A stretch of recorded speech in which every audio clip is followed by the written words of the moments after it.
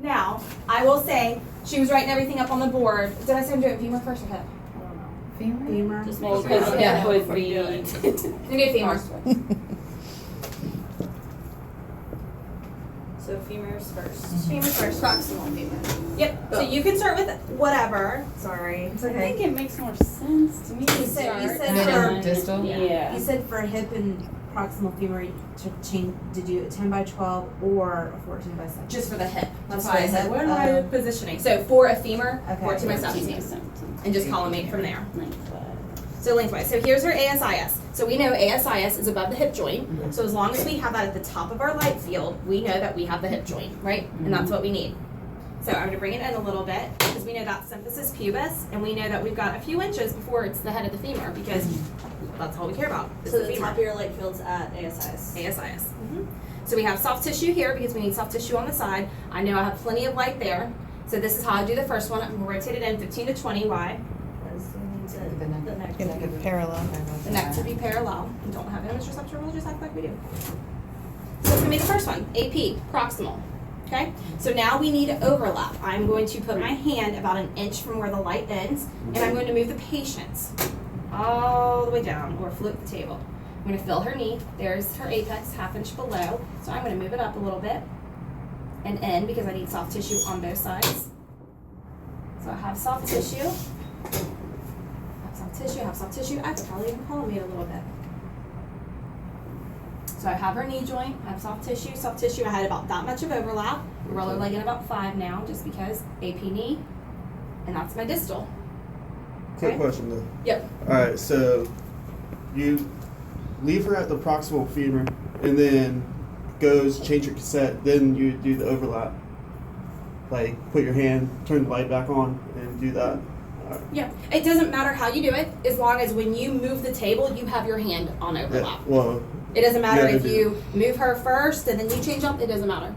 You can change cassette first, cassette last. okay, that's You see what I'm saying? that's As long what as when you start moving this table, your hand. Okay. Is, And marker is, so marker on here can go on the table if you I want. can. On the one up here. And the whole thing about, just think about the marker. If there is an area on the table for the marker, put it there. If you were doing something like SI joint and there's no area on the table, bottom one, put it on the cassette, But where? the bottom corner. the bottom corner. Because you Area. know that this is detented and is in line. And for SI joint, what marker do you put? Both? No, what side are you doing? Oh yeah, that's what about the axial? Well, here's my thing. If you know that you're going into it and you know that you're doing the right SI joint, Uh-huh. so why not use the right marker for both? Okay. You see what I'm saying? That What makes you sense. don't want is like to reach across the cassette to have to put your left here, put it in, pull it back out, and then your left got caught in the two. You're going to see a lot Not of good when that techs. happens. You're going to see a lot of techs put their marker on the patients. Okay, so is that okay? where facilities have different protocols. That's all I'm going to say. I think that's Mayo, we weird. absolutely were not allowed to do it because think about this. You have tape on there, right? Tape is the leading spreader of any kind of Germs. anything. Yeah, germs, anything at all in a hospital. So you take that tape, you put it on her, you put it back on your thing, you take it out again, you put it on the table after somebody, homeless person, anything. You pick it back up, you put it on another patient. You've just now spread those germs. And you're supposed to clean your cassette after everything too. So it's one of those things. Also, look, if it's there and then it's being projected onto your image receptor, it's now magnified because you have OID. Yeah. Now, what if your patient's rolled and you put it on there? Now it's oblique. Mm-hmm. Some places, patients, they just get used to putting it on the patient. So it's one of those things. You'll just, wherever you work, you'll figure it out. But if there's light on the table or on the whatever, do it on that. All right, so distal. So I'm just gonna change this out. And you said to make sure that there's just on each of those images, we have to just make sure there's a joint in there. So like the knee joint or the proximal joint. Well, this is where it goes back to think about if you're taking a picture with the camera. Right. And I told you to take a picture of that femur. Okay. How, right now, show me where you would have in your light field, or not even in your light field, where in your camera view box Would fit. would be. So show me on her from here to here. So it only fit from here to. No, let's say you get the whole femur on there. I want you to show me the whole femur. I mean, if I had the whole femur, like to there. Right. So are you not touching joint to joint? Right. Because a bone ends at a joint, right? Right. So the only reason we say joint to joint is because that's just to make sure you get the whole bone. Right. So just think about like if you're looking at her, like her arm, if we're doing her humerus and you have a camera and you're taking a picture of the camera, are you not going to try to get from here to here in it? Yes. Why? Because I need to get the whole humerus. Because that's the whole humerus. Right. It's the whole thing about joint to joint. Now, also the whole thing about soft tissue. Are you going to clip it right here? No, What's going to be in your field if you're taking a picture? I need to get the whole thing. The whole thing. So you're going to include the soft tissue, right? Mhm. Because you know that the humerus is there. Is inside, yeah. So kind of think about this as a camera. Okay. What's being seen. So it is joint to joint, but there's a reason. Okay. So after this, I'll change it out. So what I'm going to tell my patient to do is I'm going to say, you slide to your left a little bit, and I want you to roll completely over on your side towards me. Bring this leg up and over, and then I'm going to straighten her femur out back here. So you can't bring your leg up that far. Actually, this position is more comfortable than the Oh, other okay. position for patients. Now, a lot of people can't bring it up this far, Right. but as long as it's out of the leg of view. Okay. And this is the one that it doesn't matter how much her leg, as long as I brought her femur straight, and this is how you should do your knees as well. I just make sure it's straight and not to the side. And this is distal. This is distal. So here's her knee joint. So I still have knee joint, but I need to make sure I get soft tissue. So I collimated earlier. So I open it up. So there's her patella. So I know I have knee joint. Soft tissue, soft tissue. It's pretty much a lateral knee. I'm gonna put my marker right there. So that is distal lateral. Now, are we able to see the hip joint with her legs like that? No. So for this one, I'm going to say slide towards me. And I put my hand on her. Slide towards me. Good, just like that. And I'm going to bring this leg up as much as you can. I'm going to straighten this out again. And this is what I just tell the patients. This is a weird position. You're just going to open your legs up as much as you can. So you can always fill on the hips for ACEs again. And then you know you need some soft tissue. Oh no, you're good. So if anything, I would do it like this. And I would open up like that.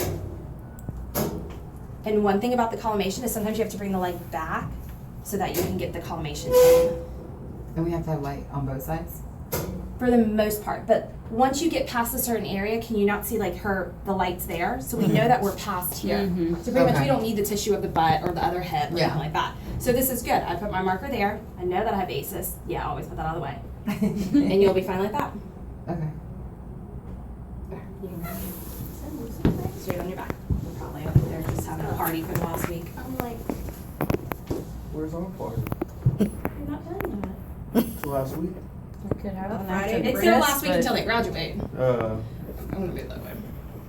Okay, so for the hip, does that make sense with Yeah. the femur? For the hip, you can do 10 by 12 or 14 by 17 lengthwise. You're gonna see 14 by 17 more than likely because you can always collimate from there. So on your comp, I don't care which one you do. So right hip.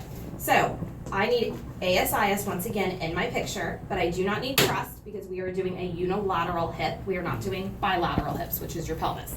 So I have ASIS at the top of my light field. I need soft tissue, but now I need symphysis because that is part of the hip. Right. So as long as you have light midline, you know you have symphysis. Okay. So then I'm going to rotate her leg in because we are doing the proximal. I'm going to put my marker there, and this is an AP hip. Easy breezy. The lateral hip is going to be just like the lateral proximal femur. Just like we did with her leg rolled out and rolled towards me. Exact same thing. Now, if they can't do that and they just bend your knee up and they say that they can only like bring their legs out this much, then you do a unilateral frog leg. Okay. for comping purposes, it'll say what tomorrow if we get hip? Proximal hip and lateral hip or You- frog nope. leg lateral? Or? It's kind of like some of the other positions. You only do a frog leg if they cannot do a true lateral. Okay, so you try for Only- the true lateral. always, mhm. It's basically a modification. Mhm. Yeah. But I'll probably give you one or the other. But if I don't, a hip is an AP hip and a lateral hip, just like the way that we did it. You only do that when the patient cannot. There are some facilities that want frog legs on everything. That's why you have to do all this different stuff. Okay. Yep. Does that make sense? So the lateral hip for her. It's just like we did the lateral femur a second ago. Okay. Exactly the same thing. Lateral hips is just lateral femur. Do we have to worry about her leg being straighter, like As it long would? as it's on the image receptor, but ultimately at the end of the day, yes, it makes a pretty picture. Okay.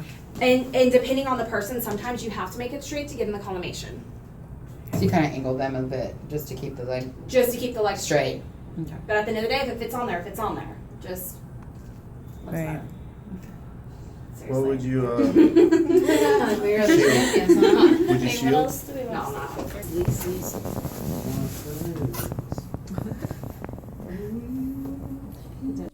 So for the pelvis, we need both hips, right?